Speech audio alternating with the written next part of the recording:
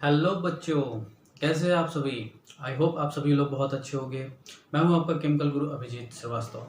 Last class में हम लोगों ने देखा था मेलामाइंस के बारे में, यूरिया फॉर्मेल्डिहाइड के बारे में, और लास्ट क्लास में मैंने आपको ये भी बताया था कि हम नेचुरल रबर के बारे में पढ़ने वाले हैं और आप कुछ पढ़ के आना पहले से। तो आई होप आप सभी ने थोड़ा बहुत कुछ देखा होगा नेचुरल रबर के बारे में या वल्केनाइज्ड रबर के बारे में। चलिए स्टार्ट करते हैं। नेचुरल रबर, देखो नेचुरल रबर क्या है। ये भी एक तरह का पॉलीमर है, और ये किस तरह का पॉलीमर है वो भी हम देखेंगे। मैंने आपको बताया था कि इसी के अंदर हम वल्केनाइज्ड रबर देखेंगे। वल्केनाइज्ड रबर क्या था, आपका एक सिंथेटिक पॉलीमर था। ठीक है, तो चलो सबसे पहले हम नेचुरल के बारे में लिखते हैं, नेचुरल रबर के बारे में कि ये क्या होता है। लिखता हूं मैं, it is a coiled. Coiled का मतलब ऐसे, क्वाइल समझते हो ना, ऐसे घुमावदार स्प्रिंग जैसा। Coiled, it is a coiled polymer of isoprene। ध्यान यहां देना है आपको कि ये कैसा पॉलीमर है, क्वाइल्ड पॉलीमर है, और किससे बना हुआ है, आइसोप्रीन से बना हुआ है। ठीक है, क्वाइल्ड का मतलब समझ में आ रहा है ना, जो स्प्रिंग होती है ऐसे ऐसे, स्प्रिंग आपने देखा ऐसे ऐसे रोटेट होती है। ठीक है, और उसको खींचे तो खींच जाते हैं, तो जो वो शेप है वो कहीं वही शेप क्या है यहाँ पे, उसी को आप बोल रहे हैं क्वाइल्ड। और ये किससे बना हुआ है, आइसोप्रीन से। तो सबसे पहले आपको आइसोप्रीन का स्ट्रक्चर में बना के दिखाता हूँ, और किसको आइसोप्रीन बोलते हैं, और फिर हम उसका पॉलीमराइजेशन कराएंगे, और लास्ट में हम देखेंगे कि कैसे हमारा नेचुरल रबर तैयार हो रहा है। ठीक है, तो आइसोप्रीन पहले बनाइए। यह है आपका आइसोप्रीन।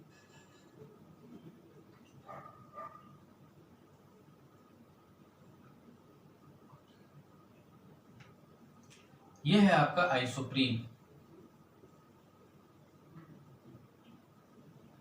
यहाँ पे देखो CH2 डबल बॉन्ड C, इसके साथ एक मेथिल ग्रुप लगा हुआ है, फिर CH, फिर डबल बॉन्ड CH2। ठीक है, इसी को आप चाहो तो बोल सकते हो। अब देखो काउंट IUPAC के हिसाब से काउंटिंग करोगे तो ये इधर से काउंटिंग हो, उधर इधर से ब्रांचेस क्या है, नजदीक है। 1 2 3 4। तो क्या मैं लिख सकता हूँ यहाँ पे, क्या लिख सकता हूँ, 2 मेथिल कितने कार्बन है, 4। 2 मेथिल ब्यूट ब्यूट, और कहाँ कहाँ पे आपके क्या है, डबल बॉन्ड है, तो फर्स्ट पे और थर्ड पे। तो क्या लिखोगे, 1,3, फिर डाई, डबल बॉन्ड है इसलिए डाई 2 बार है, तो डाई। तो इसी को चाहो तो आप IUPAC में इसका नाम क्या लिख सकते हो, 2 मेथिल ब्यूट 1,3 स्लैश डाई इन। ये हो गया आपका आइसोप्रीन। अभी यही आइसोप्रीन के मॉलिक्यूल, कई मॉलिक्यूल्स आपस में मिलकर क्या करते हैं, एक क्वाइल्ड शेप बनाते हैं, और वही क्वाइल्ड शेप फिर क्या कहलाता है, नेचुरल पॉलीमर कहलाता है। तो सबसे पहले देखो कि क्या हो रहा होगा, क्या होता है यहाँ पर। तो यहाँ पे आपको हीट करना होगा, और यहाँ पे N मॉलिक्यूल्स लेने होंगे आपके आइसोप्रीन के। अब देखो कैसे पॉलीमराइजेशन हो रहा है, कैसे पॉलीमराइजेशन हो रहा है वो आपको मैं बताता हूँ कि पॉलीमराइजेशन प्रोसेस कैसे हो रहा है। देखो पॉलीमराइजेशन प्रोसेस के हम अभी तक देखते आ रहे हैं, जहां पर भी डबल बॉन्ड हो रहा है वो डबल बॉन्ड टूट रहा है, और टूट कर वहीं पे क्या हो रहा है, चेन फॉर्मेशन हो रहा है। ठीक है, तो यहाँ पे हमको डबल बॉन्ड यहाँ पे दिख रहा है और यहाँ दिख रहा है, तो यहाँ पर भी डबल बॉन्ड दोनों ब्रेक होगा। लेकिन कैसे ब्रेक होगा, हम मैकेनिज्म की बात करते हैं। अगर आपको पता होगा थोड़ा बहुत, तो ये जो आपका प्लस CH3 जो ग्रुप होता है वो प्लस आई इंडक्टिव इफेक्ट शो करता है, प्लस आई शो करता है, मतलब ये प्लस आई इफेक्ट से क्या करेगा, इसको इलेक्ट्रॉन सपोर्ट करेगा, इस कार्बन को सपोर्ट करेगा। अब देखो यहाँ इलेक्ट्रॉन की अधिकता है। ठीक है, इलेक्ट्रॉन की अधिकता है, तो और ये इलेक्ट्रॉन सपोर्ट कर रहा है, तो ये क्या करेगा, ये जो पाई बॉन्ड है जब इसको सपोर्ट मिल गया, तो ये जो इलेक्ट्रॉन यहाँ बॉन्डेड है वो क्या होगा, पूरा का पूरा इस वाले कार्बन की तरफ टूट जाएगा। क्योंकि अगर यहाँ टूटता तो यहाँ कमी आएगी, कमी आएगी, तो ये क्या कर रहा है, अपने इलेक्ट्रॉन से सपोर्ट कर रहा है, तो इसलिए वो अनस्टेबल नहीं होगा और वो आसानी से दे सकता है। ठीक है, तो इसने क्या किया, अपना पूरा इलेक्ट्रॉन इसको दे दिया, मतलब किस मैडम, हेट्रोलिटिक मैनर में टूट गया। ठीक है, अब हेट्रोलिटिक में टूटा तो यहाँ पे पॉजिटिव आया होगा, पॉजिटिव आया, पॉजिटिव आया तो यहाँ पे क्या होगा, इलेक्ट्रॉन्स की कमी हुई, तो कुछ इलेक्ट्रॉन्स की कमी इस प्लस आई द्वारा पूरी की जाएगी। लेकिन साथ में अगर प्लस है तो देखो ये इसके साथ रेजोनेंस में भी है, ठीक है, तो ये अपना जो पाई इलेक्ट्रॉन है वो इसके सपोर्ट में क्या करेगा, तोड़ेगा, तो ये इसको देगा और ये फिर इसके सपोर्ट में डालेगा। तो मतलब जो यहाँ पे इलेक्ट्रॉन की कमी आ रही है, कार्बन नंबर जो 2 है हमारा, उस पे जो इलेक्ट्रॉन की कमी आ रही है वो क्या हो जाएगा, बैलेंस हो जाएगा। ठीक है, तो अब मैं इसको अभी मैं तोड़ के लिख रहा हूँ, अभी पॉलीमराइज नहीं हो रहे हैं, अभी मैं सिर्फ तोड़ के लिख रहा हूँ। तो तोड़ोगे तो ये बॉन्ड इधर टूट जाएगा, तो इधर टूटेगा तो इसके ऊपर नेगेटिव, तो यहाँ पे मैं लिख रहा हूँ CH2 negative, single bond C, इसके ऊपर एक CH3 है वो रहेगा ही रहेगा, और ये नेगेटिव है तो ये इसके ऊपर पॉजिटिव आएगा। यहाँ पे सिंगल बॉन्ड CH, ये इस डायरेक्शन में टूट रहा है तो इसके ऊपर नेगेटिव, और यहाँ पे क्या आ जाएगा CH2 पॉजिटिव। ये कुछ हमको ऐसा देखने को मिलेगा। ठीक है, दोनों पाई बॉन्ड क्या हो गए, ब्रेक हो गए, और इधर निगेटिव, इस पे पॉजिटिव, इस पे पॉजिटिव। अगर आप देख पा रहे हो तो ये नेगेटिव और ये पॉजिटिव, यहाँ इलेक्ट्रॉन की जो कमी हो रही थी वो अपना ये जो लोन पेयर है, क्योंकि नेगेटिव का मतलब क्या, नेगेटिव चार्ज का मतलब number of pair of free electrons, तो वो क्या हो जाएंगे, इसको सपोर्ट में आएंगे, तो ये दोनों मिलकर क्या कर लेंगे, एक डबल बॉन्ड बना लेंगे। तो यहाँ पे देखो ये हो गया CH2 नेगेटिव C, इसके ऊपर एक जो CH3 है वो रहेगा, ये दोनों मिलकर क्या कर लेंगे, एक बॉन्ड था ही, एक और बॉन्ड बना लिए, ये हो गया CH, ये हो गया आपका क्या CH2, इसके ऊपर एक पॉजिटिव चार्ज। ये हो गया हमारा, जब ये दोनों बॉन्ड टूटे तो इस टूटने से हमारा ये स्ट्रक्चर मिला। ठीक है, अब ऐसे ही n नंबर ऑफ मॉलिक्यूल्स होंगे, क्या होंगे, n नंबर ऑफ मॉलिक्यूल्स, और वो क्या होंगे, जुड़ते चले जाएंगे, एक लंबा चेन बना लेंगे। चेन कैसा होना चाहिए, क्वाइल्ड। तो अभी आपको मैं बताता हूं कि क्वाइल्ड शिप कैसा बनेगा। तो ऐसा ही क्या होगा, n मॉलिक्यूल्स होंगे, n मॉलिक्यूल्स होंगे। ठीक है, अब मैं इसको थोड़ा सा अच्छे से बना रहा हूं, अब थोड़ा ध्यान से देखना। ठीक है, यहां से यहां पे आते हैं, यहाँ पे मैं अच्छे से बनाता हूँ। तो यहाँ पे ये वाला जो C है वो यहाँ लिख रहा हूँ मैं, और जो ये CH2 है उसको मैंने ऐसे लिखा CH2, ठीक है, और ये जो नेगेटिव है वो यहाँ बना रहा हूँ। ठीक, और यहाँ जो CH3 है उसको मैंने यहाँ पे लिखा CH3, ये जो डबल बॉन्ड है उसको मैंने ऐसे बनाया, ये जो H है इसको मैंने ऊपर बनाया। ठीक है, और ये जो दूसरा CH2 पॉजिटिव वाला है वो मैंने इसको यहाँ पे बनाया, ये रहा आपका पॉजिटिव वाला। तो ये एक मॉलिक्यूल है। ठीक है, अब ऐसे क्या होंगे, n मॉलिक्यूल्स यहाँ होंगे। तो देखो n मॉलिक्यूल क्वाइल्ड शेप, ध्यान रखना क्वाइल्ड शेप बनना है। तो ऐसा ही एक और मॉलिक्यूल यहाँ आएगा, तो यहाँ पे ये आएगा नेगेटिव और इसके बगल में ये पॉजिटिव, तो क्या दोनों नेगेटिव पॉजिटिव मिलकर एक बॉन्ड बनाएंगे। हाँ, तो यहाँ पे मैं अभी बॉन्ड नहीं बना रहा हूँ, अभी मैं लिख रहा हूँ बस यही। तो ध्यान रखना, इसको अब उल्टा कर रहे हैं हम, मतलब ये ऊपर जाएगा, ये ऊपर आएगा, ये दोनों नीचे आएंगे। तो CH2 नेगेटिव, ठीक है, यहाँ पे C, और ये जो CH3 है वो नीचे आ गया। ठीक है, डबल बॉन्ड ये ऊपर चला गया, तो ये हो गया CH2 पॉजिटिव, और नीचे आ गया आपका H। ठीक है, ऐसे और मॉलिक्यूल्स होंगे, फिर पलट के लिखना। तो यहाँ पे इसको फिर पलटोगे तो यही चीज रिपीट होगा। ठीक है, तो यहाँ पे मैंने लिखा CH3 और यहाँ पे लिखा CH2 नेगेटिव।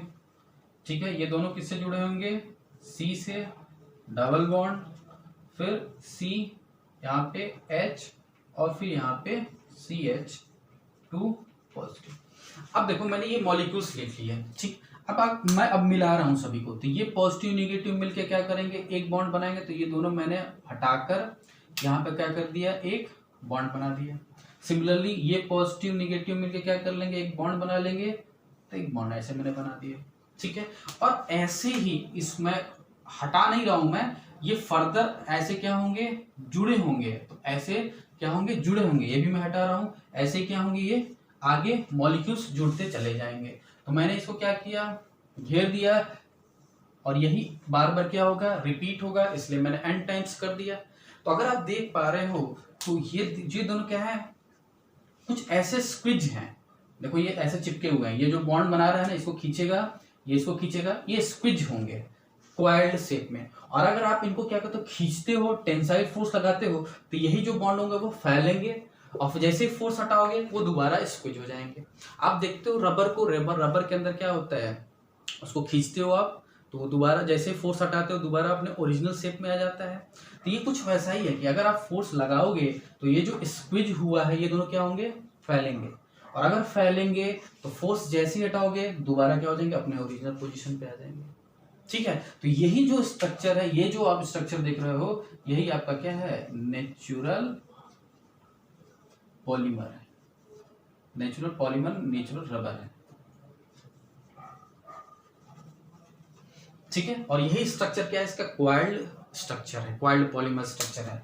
इसी वजह से रबर क्या होता है, आप खींचते हो तो वो क्या होते हैं, खिंच जाते हैं, और जैसे ही आप फोर्स हटाते हो, एक्सटर्नल फोर्स हटाते हो, तो वो दोबारा क्या होते हैं, अपने ओरिजिनल पोजीशन पे आ जाते हैं। तो ये सब किस वजह से होता है, तो उनके क्वाइल्ड स्ट्रक्चर की वजह से होता है। आई होप आपको डायग्राम समझ में आ रहा होगा कि ये चीजें क्या होंगी, पास पास होती हैं। जो CH2 बॉन्ड दिख रहा है ना, यही क्या होता है, खींचते हैं, यही पास पास होते हैं। आप क्या करते हो, फोर्स लगाते हो तो यही खिंच जाते हैं, और जैसे ही फोर्स हटाते हो ये दोबारा फिर अपने ओरिजिनल पोजीशन पे आ जाते हैं। और ऐसे एक नहीं, बहुत लंबा चेन होता है और हर जगह आपके CH2 बॉन्ड देखने को मिलते हैं। ठीक है, अभी ये मैं बताता हूँ, ये दोनों जो स्ट्रक्चर है आपका 1,3 सिस पोजीशन होता है, इसीलिए हम इसको, इस जो स्ट्रक्चर है उसको हम 1,3 सिस आइसोप्रीन पॉलीमर भी बोलते हैं। अभी मैं इसके बारे में लिखता हूं, तो पहले जल्दी से आप इतना कॉपी करिए, फिर मैं इसके बारे में आपको और लिखाता हूं। ठीक है, कॉपी करिए। तो चलिए, ये इंपॉर्टेंट है जो मैं यहाँ पे लिखा हूँ डबल एंड कॉमा में, इसको आप समझो क्या लिख रहा हूँ। लिख रहा है कि in the polymer chain of natural rubber, जो नेचुरल रबर का जो पॉलीमर बना हुआ है, ये चेन बना हुआ है, उसमें द रेसिड्यूअल डबल बॉन्ड्स, ये जो है रेसिड्यू को बोला जा रहा है residual double bonds, are located between जो C2 और C3 कार्बन है। अगर देखो यहाँ से चलो 1 2 3, तो जो ये 2 3 पोजीशन पड़ रहा है, ये आपका क्या है, 2 कार्बन है, 3 कार्बन है, ये फर्स्ट कार्बन है, और ये आपका 4th कार्बन है। फिर से ये 1 2 3, फिर से ये क्या हो जाएगा 1 2 3 4, फिर से हो जाएगा 1 2 3 4। तो ये जो आपको जो डबल बॉन्ड्स दिख रहे हैं वो कहाँ लोकेट किए जाए, हमेशा करेंगे 2 3 पोजीशन का। देखो 2 3 2 3 2 3, हर 2 3 पे क्या मिलेगा आपको, एक डबल बॉन्ड मिलेगा। और इस वजह से all this double bonds have cis configuration. Cis, आप जो सिस ट्रांस पढ़े हो ये वही है। कैसे सिस आ रहा अभी मैं आपको दिखाता हूँ। सिस एंड दस नेचुरल रबर इज सिस 1,4 पॉलीएसोमेर। अब इसका मतलब क्या है वो समझो। पहले आपको सिस कॉन्फ़िगरेशन समझाता हूँ। सिस में हमने क्या देखते थे कि अगर ग्रुप्स दोनों साइड के अलग हैं, रोटेशन रिस्ट्रिक्ट होता है, और दोनों साइड जो होते हैं अलग अलग डिफरेंट ग्रुप्स जुड़े होते हैं, तो हम क्या करते थे, अगर सेम ग्रुप होंगे, जैसे सेम ग्रुप हैं तो उनको आप सिस बोलोगे, अलग अलग दिखेंगे तो उसको आपको क्या करते थे, प्रायोरिटी डिसाइड करते थे। और प्रायोरिटी डिसाइड करके अगर सेम प्रायोरिटी हायर साइड में मिला तो सिस, या दोनों ही लोअर साइड मिला तो भी सिस, और अगर अपोजिट मिला तो ट्रांस होता था। अगर देखो ये CH2 ग्रुप है यहाँ पर, और ये भी यहाँ CH2 ग्रुप है, सेम ग्रुप्स लोअर पोजीशन पे क्या हो गया, सिस। सेम ग्रुप हायर पोजीशन पे सेम साइड में, हायर सेम पोजीशन अगर हायर हो या लोअर हो, दोनों ही, तो आप उसको सिस बोलोगे। तो देखो यहाँ पर भी लोअर पे है, दोनों ही लोअर पे है, सिस, दोनों ही हायर पे है, सिस, फिर से अगेन दोनों लोअर पे है, अगेन मतलब सिस। मतलब हर कॉन्फ़िगरेशन में आपको कैसा मिल रहा है, सिस कॉन्फ़िगरेशन मिल रहा है। तो कॉन्फ़िगरेशन कैसा मिलेगा आपको, सिस मिलेगा। ठीक है, और वो सिस 1,4 आइसोप्रीन बोला जा रहा है। 1,4 का मतलब क्या है कि देखो ये है 1 और ये 4 है, ये जो 1 और 4 ग्रुप है यही क्या दे रहे हैं, आपके सिस डिसाइड कर रहे हैं, और यही बार बार रिपीट हो रहे हैं, इसीलिए इसको क्या बोला गया, सिस 1,4 पॉली आइसोप्रीन। पॉली आइसोप्रीन, सिस 1,4 पॉली आइसोप्रीन। बात समझ में आ रहा है तो जल्दी से नोट डाउन करिए। 1,4 कहाँ से आया, ये इस नंबर ऑफ कार्बन की वजह से आ रहा है। अगर आपसे पूछा जाए नेचुरल जो रबर है उसमें डबल बॉन्ड कहाँ रिप्रेजेंट होगा, तो वो हमेशा आपका 2 3 जो कार्बन है, कार्बन 2 और कार्बन जो 3 है उनके बीच में हमेशा दिखेगा। और यही स्ट्रक्चर क्या है आपका, कॉइल्ड स्ट्रक्चर है, जैसे ही आप फोर्स लगाओगे, जैसे ही आप एक्सटर्नल फोर्स लगाओगे, ये क्या हो जाएंगे, खिंच जाएंगे, और जैसे ही आप एक्सटर्नल फोर्स हटाए, ये फिर क्या हो जाएंगे, अपने ओरिजिनल पोजीशन पे आ जाएंगे। इसी वजह से रबड़ जो होता है इस खींचने पे वो खींचते हैं, और दोबारा जब छोड़ोगे, एक्सटर्नल फोर्स हटाओगे, तो वो दोबारा अपने पोजीशंस पे आ जाएंगे। तो जल्दी से नोट डाउन कर लीजिए, ये इंपॉर्टेंट है, ठीक है। ये आपको हमको समझ, मुझे लगता है कि समझ में आ गया होगा कि सिस क्यों बोला जा रहा है, और सिस 1,4 पॉलीआइसोप्रीन मैंने क्यों बोला। जल्दी से नोट डाउन करिए। चलिए अब ये पैरा आप नोट करेंगे। अब इसके पहले हमने दूसरा पैरा देखा था, अब ये पैरा आपको बता रहा है, क्या बता रहा है वो समझते हैं, ठीक है। This cis configuration gives polymeric chain of natural rubber. तो ये जो सिस कॉन्फ़िगरेशन है, इसने क्या किया, एक पॉलीमेरिक चेन दिया हुआ है। तो ये जो चेन आप देख रहे हो, यही आपका क्या है, पॉलीमेरिक चेन है, किसका, नेचुरल रबर का। कैसा है, अक्वायर्ड स्ट्रक्चर, वही जो मैं आपको बता रहा था, ऐसे से क्वायर्ड स्ट्रक्चर, ठीक है। एज अ रिजल्ट, अब क्वायर्ड स्ट्रक्चर होने की वजह से रिजल्ट क्या मिला हमें, it can be stretched, stretch का मतलब खींचना, it can be stretched by external force. जब एक्सटर्नल फोर्स लगाओगे तो ये क्या हो सकता है, it can be stretched, and when the force removed chain returns back to its original coil shape. जैसे ही ये फोर्स हटेगा, ये जो चेन है अपने ओरिजिनल कॉइल्ड पोजीशन में आ जाएगा। तो बस आपका कहने का मतलब क्या है कि ये जो चीज जो मैंने बताया कि ये जो आपका CH2 बॉन्ड है, यही क्या होते हैं, जब आप खींचोगे तो ये खिंच जाते हैं, और जैसे ही आप फोर्स हटाओगे तो ये दोबारा क्या होते हैं, अपने ओरिजिनल पोजीशन पे आ जाते हैं।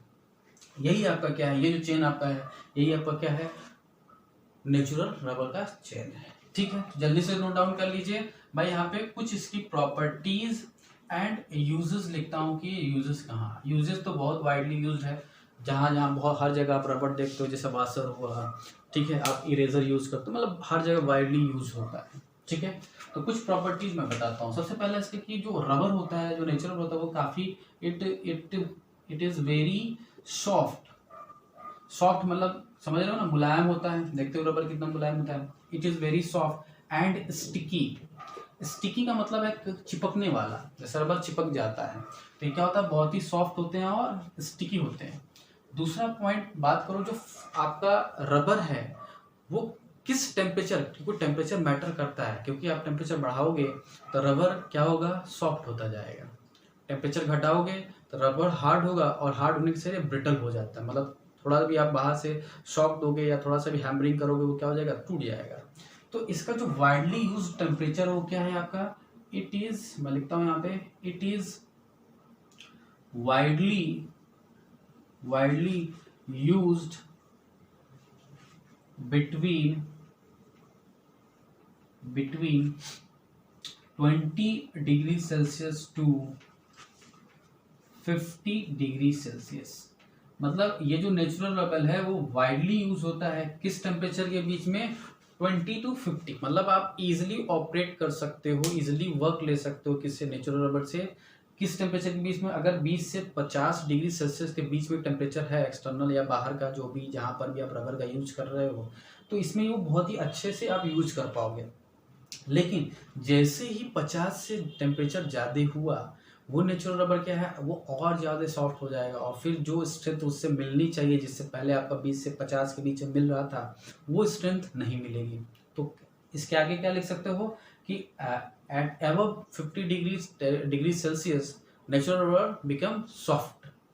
और अगर 20 से कम टेम्परेचर हुआ, मतलब लो टेम्परेचर में आप वर्क करना चाहते हो, तो भी आपको वो उतना स्ट्रेंथ नहीं मिलेगा जो 20 से 50 के बीच में मिल रहा था। क्यों, रीजन क्या है कि जैसे आप लो टेम्परेचर में आप नेचुरल रबर यूज करते हो, तो वो सॉफ्ट की जगह हार्ड होना शुरू हो जाते हैं, और जैसे हार्ड होंगे मतलब शॉक थोड़ा भी पड़ेगा, बाहर से थोड़ा भी एक्सटर्नल फोर्स लगाओगे, वो टूट जाते हैं, ब्रिटल हो जाते हैं। तो चाहो तो आप लिख सकते हो कि मैं यहाँ पे लिख दे रहा हूँ कि ऐसे लिख रहा हूँ कि अगर 50 डिग्री सेल्सियस से ज़्यादा टेम्परेचर रहा, टेम्परेचर कितना रहा 50 से, इसका मतलब 50 से ज़्यादा, तो नेचुरल रबर कैसा हो जाएगा, सॉफ्ट हो जाएगा, सॉफ्ट, ठीक है। और अगर temperature less than 20 degree Celsius रहा, टेम्परेचर लेस देन 20 से, तो ये कैसा हो जाएगा, ब्रिटल हो जाएगा, ब्रिटल, ठीक है, ब्रिटल का मतलब समझ रहे हो ना, कि जल्दी से आप थोड़ा भी बाहर से शॉक दोगे या हैमरिंग करोगे तो वो क्या हो जाएंगे, टूट जाएंगे। ठीक है, तो ये इनके कुछ प्रॉपर्टीज थे और यूजेस इनके बहुत सारे हैं। जैसे आप बहुत छोटे छोटे यूज होते हैं इसके, जैसे बेल्ट्स बनाने में, टायर ट्यूब्स बनाने में, इरेजर्स में, गैस्केट में, मतलब बहुत सारे यूजेस हैं। तो आप इनको लिख लो जल्दी से। और यूजेस में क्या लिख लोगे, वाइडली यूज्ड इन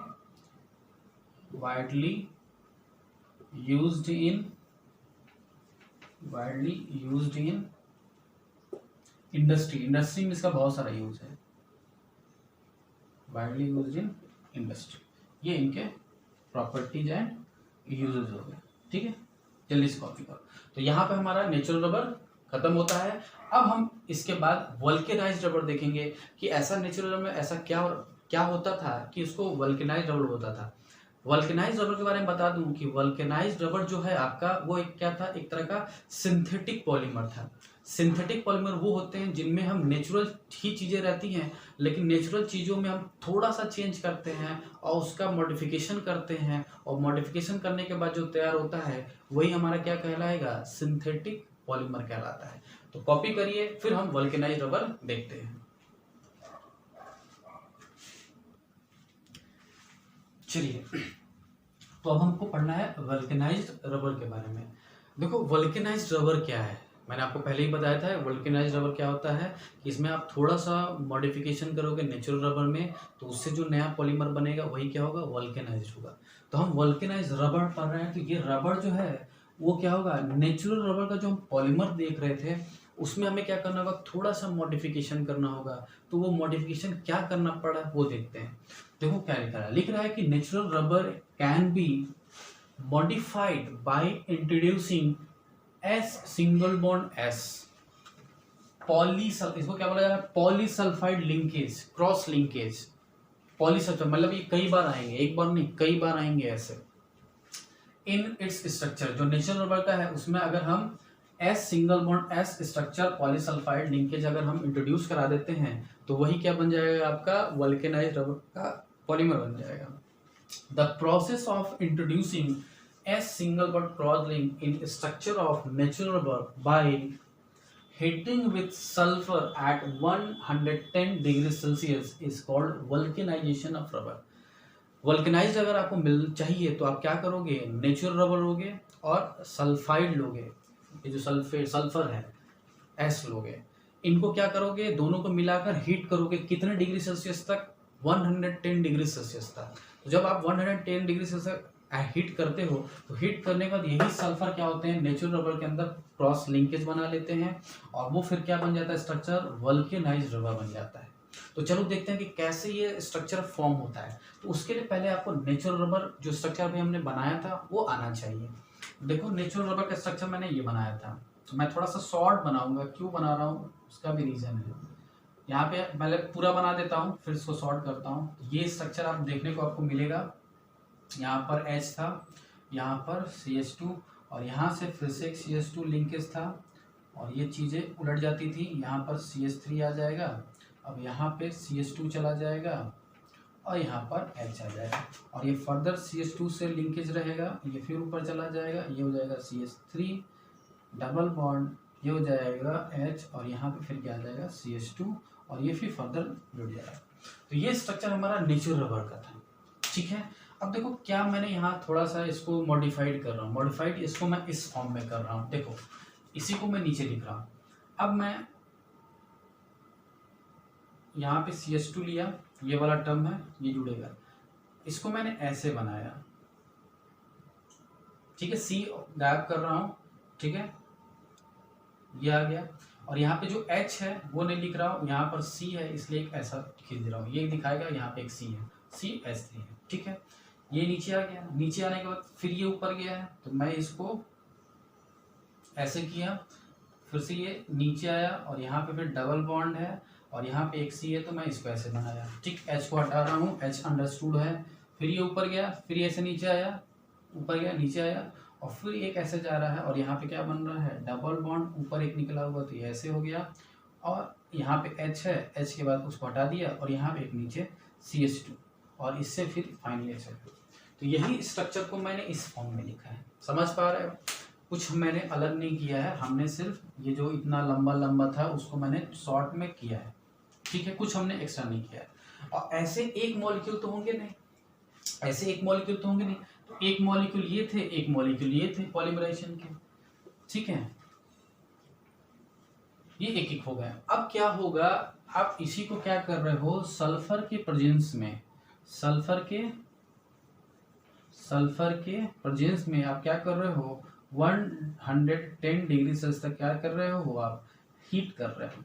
जैसे हीट करें, यही प्रोसेस क्या कहलाता है, वल्केनाइजेशन कहलाता है। तो ये जो प्रोसेस हो रहा है वल्केनाइजेशन हो रहा है, ठीक है। तो वल्केनाइजेशन कैसे होगा, उसमें क्या हो जाएंगे, एस सिंगल बॉन्ड एस जो पॉलीसल्फाइड लिंकेज है वो इसके अंदर जुड़ जाएगा। कैसे जुड़ता है तो नेक्स्ट में डायग्राम में आपको यही बनाना होगा और साथ में वहां पे लिंकेज दिखाना होगा। तो यहाँ पे जगह तो है नहीं, तो मैं मान ले रहा हूँ, पहले आप इसको बना लेना और फिर इसी में मैं क्या कर रहा हूँ, एस सिंगल बॉन्ड सिंग का क्या कर रहा हूँ, क्रॉस लिंकेज करके दिखा रहा हूँ। तो देखो कैसे क्रॉस लिंकेज होगा। अगर देखो यहाँ पर देखो ध्यान से, ये क्या है, डबल बॉन्ड है, ठीक है। सारे जो कार्बन यहाँ पे अवेलेबल हैं उनके पास सारे बॉन्ड्स क्या हैं, 4 बॉन्ड्स बना चुके हैं और हम जानते हैं कि कार्बन मैक्सिमम 4 बॉन्ड बना सकता है। अब एसएस लिंकेज आएगा तो कैसे आएगा, तो जहां जहां डबल बॉन्ड है वो डबल बॉन्ड हीट करने पे क्या होगा, ब्रेक होगा। तो ये जितने भी डबल बॉन्ड आप देख रहे हो ये क्या होंगे, ब्रेक होंगे, ठीक है। तो ब्रेक होंगे तो मैं यहाँ से मिटा रहा हूँ, आप नेक्स्ट ऐसे बना लेना, फिर यहाँ पर ये फिगर बनाना। तो मैं क्या कर रहा हूँ, यहाँ से डबल बॉन्ड हटा रहा हूँ, जहां जहां डबल बॉन्ड होगा वो हटेगा। डबल बॉन्ड हटने से एक बॉन्ड यहाँ फ्री हुआ, एक बॉन्ड यहाँ फ्री हुआ, ठीक है। जैसे ही, और यहाँ पर भी सिमिलरली दूसरा जो मॉलिक्यूल है उसमें भी फ्री होगा। होता क्या है कि यहाँ जो आप देख रहे हो सिंगल ये, तो ये जो बॉन्ड फ्री हुआ है यहाँ पर क्या होता है, एक सल्फर आता है और एक और सल्फर आता है और ये फिर क्या हो जाता है, सॉरी, ये जो है इस जो बॉन्ड फ्री था उससे जुड़ के चला। तो देखो ये सल्फर इससे जुड़ गया, ये सल्फर इससे जुड़ गया, बात समझ में आ रहा है।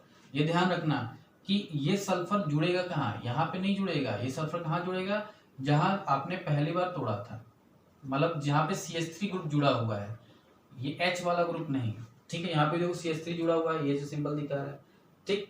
और ये जो बॉन्ड फ्री हुआ है ये ऐसे आगे पॉलीमराइजेशन, मतलब आगे जो सल्फर होगा उसके लिए क्या हो जाएगा, ये जुड़ता चला जाएगा। सिमिलरली यहाँ पर भी ये देखो, जहां जहां डबल बॉन्ड है ब्रेक होगा, तो यहाँ पे कौन सा जुड़ेगा, एक सल्फर और दूसरा सल्फर वो इससे जुड़ जाएगा, ठीक है। यहाँ पर भी जो बॉन्ड फ्री होगा और यहाँ जो बॉन्ड फ्री होगा उससे क्या होगा, एक सल्फर फिर एक सल्फर और ये इससे जुड़ चला जाएगा। तो आप देख रहे हो कि सल्फर लिंकेज क्या है, आपके चले आ रहे हैं सल्फर लिंकेज, ठीक है। और यहाँ पर भी क्या होगा, एक एक बॉन्ड फ्री हो रहा है, यहाँ पर फ्री होगा, यहाँ पे फ्री होगा, ठीक है, यहाँ पे फ्री होगा, यहाँ पे ऐसे फ्री होगा और यहाँ पे ऐसे फ्री होगा। तो जो फ्री हो रहे हैं मैं उसको ऐसे लंबे से दिखा रहा हूँ। ये फर्दर क्या है, जो नीचे लिंकेज होगा ये उसके साथ जुड़ जाएंगे और ऐसे ही आगे चेन बनती चली जाएगी। तो हमें चेन, पूरी लंबी चेन से मतलब नहीं है, हमें मतलब है कि कहाँ पर आपके पॉलीसल्फाइड लिंकेज देखने को मिल रहे हैं। तो ये जो लिंकेज है इसको बोलते हो आप सल्फाइड लिंकेज, और ये कई बार आ रहे हैं इस पॉलीमर में, कई बार आ रहे हैं, इसीलिए इसको क्या बोलता है, पॉलीसल्फाइड लिंकेज, ठीक है। अब ये जो स्ट्रक्चर बना है यही स्ट्रक्चर आपका क्या है, वल्केनाइज्ड रबड़ है, वल्केनाइज्ड रबड़ है, वल्केनाइज्ड रबड़। क्लियर है। बस आपको ध्यान ये रखना है कि सल्फर के जो एसएस बॉन्ड है वो एक बार यहाँ पर भी नहीं जुड़ जाएगा। ये जो बॉन्ड फ्री हो रहा है ये फर्दर जो इसके ऊपर होगा उससे सल्फर जुड़ेगा, वहां का जो फ्री होगा वो ऊपर चला जाएगा। मतलब एक जो हमारा एक, अगर ये आइसोप्रीन था हमारा, तो उस एक आइसोप्रीन मॉलिक्यूल दूसरे एक आइसोप्रीन मॉलिक्यूल के बीच में सिर्फ एक ही सल्फाइड लिंकेज होगा, फिर दूसरे मॉलिक्यूल में एक होगा, मतलब हर मॉलिक्यूल में आपका एक एक सल्फाइड लिंकेज होगा। ऐसा गलती मत करना कि यहाँ पर भी डबल लगा देना, तो ये गलत हो जाएगा। अब ये जो सल्फाइड लिंकेज अब यहाँ नहीं, ये जो ऊपर जो इसके मॉलिक्यूल होगा ये वहां पे सल्फाइड लिंकेज बनाएगा, और जो इसका वाला बॉन्ड फ्री होगा वो ऊपर फ्री हो जाएगा, वो ऊपर वाले के जाएगा। मतलब ऐसे ही क्या होता है, धीरे धीरे आपका पॉलीमर बढ़ता चला जाएगा और एक बड़ा सा स्ट्रक्चर बनेगा। और यहाँ पे हर जगह का क्या है, सल्फाइड लिंकेज है, और इस वजह से इसको क्या बोलते हैं हम, वल्केनाइज्ड रबर बोलते हैं। तो देखो हमने कुछ किया नहीं, हमने सिर्फ थोड़ा सा मॉडिफिकेशन किया था, हमने सिर्फ सल्फर को ऐड करके हीट कर दिया नेचुरल रबर को, तो उससे स्ट्रक्चर चेंज हो गया, और स्ट्रक्चर चेंज होने से हमें कौन सा रबर मिला, वल्केनाइज्ड रबर। तो ये किस तरह का पॉलीमर है आपका, एक तरह का सिंथेटिक पॉलीमर है, ठीक है। अब इसका यूजेस कहाँ करोगे, क्योंकि अब इससे मिला क्या है, इससे बहुत सारी चीजें, प्रॉपर्टीज चेंज हो गया, कुछ प्रॉपर्टीज इंप्रूव हो गई। तो मैं यहाँ पे वो लिखता हूँ कि यूजेस कहाँ कहाँ आप देखने को मिलोगे, ठीक है। तो यूजेस कहाँ कहाँ आप देखोगे, सबसे पहला यूज देखते हो कहाँ पे, ये जो शूज होते हैं, जूते जो होते हैं, जूतों के जो सोल बनते हैं वो भी क्या होते हैं, रबर के होते हैं। तो वो जो सोल बनते हैं वही क्या है, आपके वल्केनाइज्ड रबर है। तो इसको लिख सकता हूँ मैं क्या, shoe soles, making in shoe soles, क्योंकि आप देखते हो कि शोल्स काफी मजबूत होने चाहिए, अगर मजबूत नहीं होगा तो जूता ड्यूरेबल नहीं होगा। तो इसलिए मजबूती मिल जाती है अगर आप थोड़ा सा उसमें सल्फर ऐड कर देते हो, तो वल्केनाइज्ड की स्ट्रेंथ बढ़ जाती है। तो शू शोल्स में हो सकता है, ठीक है। फिर इसका हम कन्वेयर बेल्ट्स, कन्वेयर बेल्ट्स क्या होते हैं, जैसे आप देखते हो आटा चक्की होता है, या बड़े बड़े प्रोडक्शन इंडस्ट्री में चले जाओ तो वहाँ रोलर लगे होते हैं बेल्ट टाइप में, और वो रोल करते रहते हैं, ठीक है। तो उनको बोलते हैं कन्वेयर बेल्ट्स, कन्वेयर बेल्ट,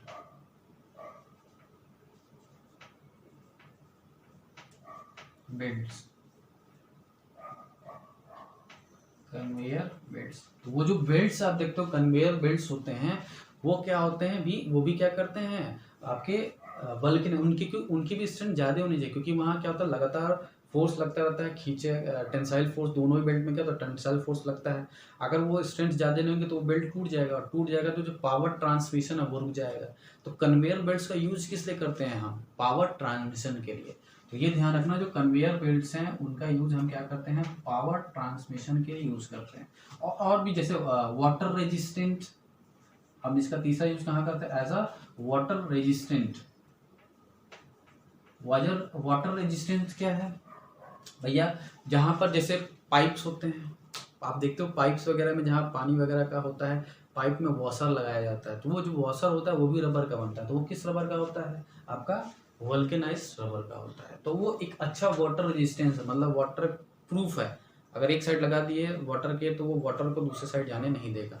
तो ये एक वाटर रेजिस्टेंट का भी काम करता है। तो और भी बहुत सारे हैं, तो मेनली जो है वो आप यहाँ पे देखने की इतनी जगह यूज करते हुए देखोगे यार, ठीक है। तो जल्दी से नोट डाउन कर लिए वल्केनाइज्ड रबर। तो आई होप आपको वल्केनाइज्ड रबर समझ में आएगा। कुछ नहीं है, आप सिर्फ क्या करो, नेचुरल के दो मॉलिक्यूल और ऐसे ही आप और भी बना सकते हो, उनके बीच में डबल बॉन्ड जो था उनको ब्रेक करके जो बॉन्ड्स फ्री हुए, उनकी एक साइड आप क्या कर लो, जिधर CH3 ग्रुप है उधर साइड में आप क्या करो, SS लिंकेज जोड़ दो, और दूसरा जो है वो ऊपर की तरफ फिर रख दो, जो ऊपर वाले मॉलिक्यूल है उनके साथ वो क्या करेगा, SS लिंकेज बनाएगा। वैसे जो नीचे वाले फ्री हुए वो नीचे वाले के साथ SS लिंकेज बना लेंगे, और यही पूरा स्ट्रक्चर क्या बन गया आपका, वल्केनाइज्ड रबर हो गया। तो आई होप आपको समझ में आया होगा, जल्दी से कॉपी कर लीजिए। चलो नेक्स्ट हमारा है, नेक्स्ट है नियोप्रीन। तो नियोप्रीन क्या है, polymer found by polymerisation of chloroprene is neoprene.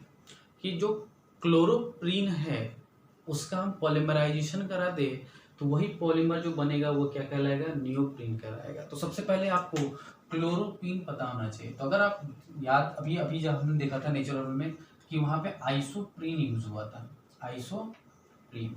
तो क्या लग नहीं रहा कि बिल्कुल वैसा ही कुछ होगा, बस यहाँ पे क्या ऐड हो रहा है, क्लोरो, ठीक है। ये गंदा हो गया, मैं इसको थोड़ा सा अच्छे से कर देता हूँ। क्या लिखा हुआ है, क्लोरो लिखा हुआ है, ठीक है ना, क्लोरोप्रीन, ठीक है। तो बिल्कुल इससे मिलता जुलता है, बस यहाँ क्लोरो लग गया। तो अगर आपको आइसोप्रीन का फॉर्मूला याद आ रहा है तो क्या ऐसा ही कुछ था, यहाँ पे CH3, यहाँ पे CH डबल बॉन्ड CH2, क्या ये आइसोप्रीन का फॉर्मूला था। लेकिन यहाँ पे क्या यूज हो रहा है, क्लोरोप्रीन। तो बस आपको करना क्या है कि ये जो CH3 है इसको हटा के सिर्फ यहाँ क्या कर देना है, Cl लगा देना है। जैसे ही आपने Cl लगा दिया सब कुछ वही है, यही क्या बन गया आपका, क्या क्लोरोप्रीन हो गया।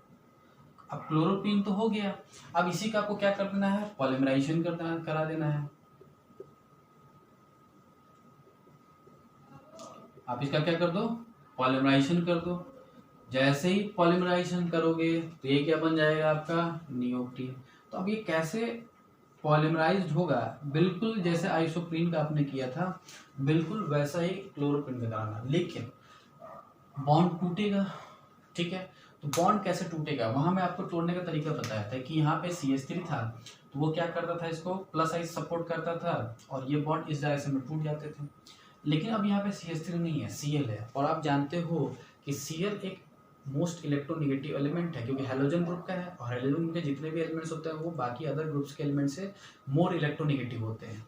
तो ये इलेक्ट्रोनेगेटिविटी ज़्यादा है तो ये क्या करेगा, इसके इलेक्ट्रॉन खींचेगा, खींच रहा है। लेकिन ध्यान, अभी और ध्यान से, ये सब आपका GOC का है, GOC में अगर आपने पढ़ा होगा तो वो सारे इफेक्ट आपको बताए गए। ये क्या करेगा, -I से इलेक्ट्रॉन को खींचेगा अपनी तरफ, -I से खींच रहा है।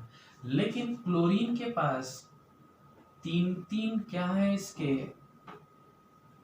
लोन पेयर इलेक्ट्रॉन्स है, इसके पास तीन, वो भी तीन लोन पेयर इलेक्ट्रॉन है। ठीक है, तो लोन पेयर इलेक्ट्रॉन क्या करते हैं, वो खाली है, वो क्या करते हैं, इसको सपोर्ट कर देते हैं, और इस सपोर्ट को हम बोलते हैं M effect plus mesomeric effect.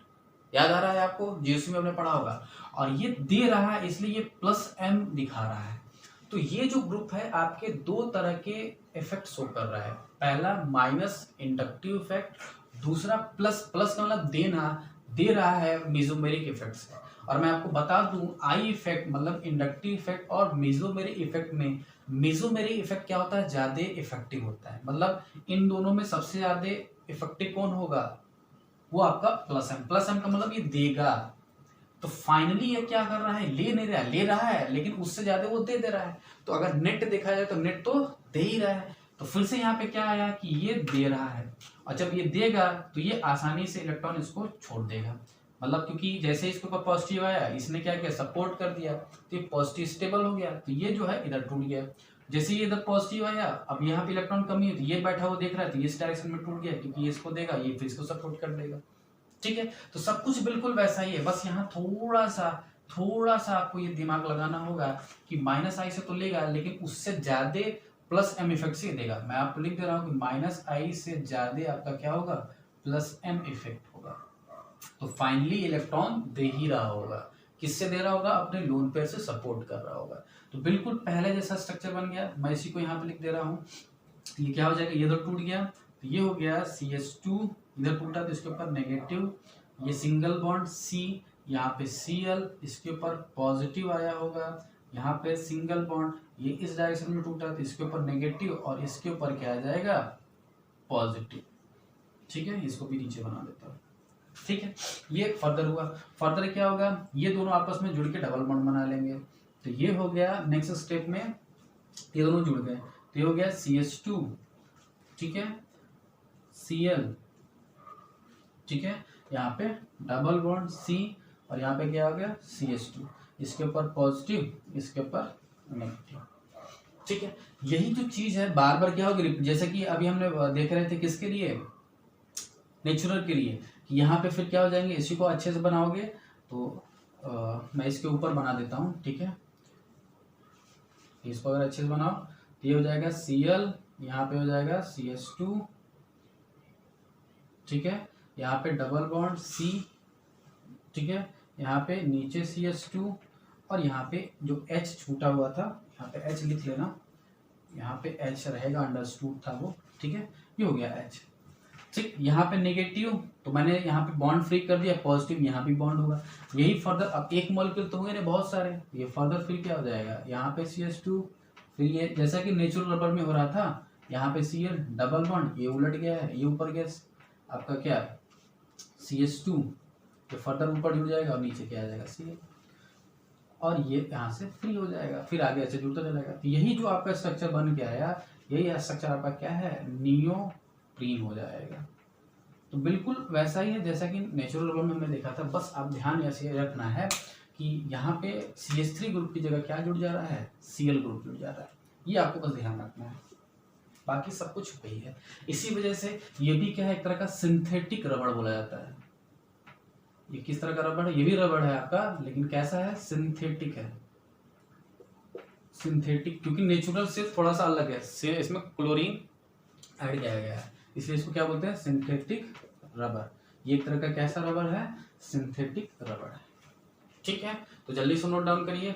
रही बात इसकी यूजेस की, तो इसका जो सबसे ज्यादा यूज होता है, यूजेस जो है इसका भी यूज जो है वो आपका कन्वेयर बेल्ट्स में यूज होता है, कन्वेयर बेल्ट्स में यूज होता है।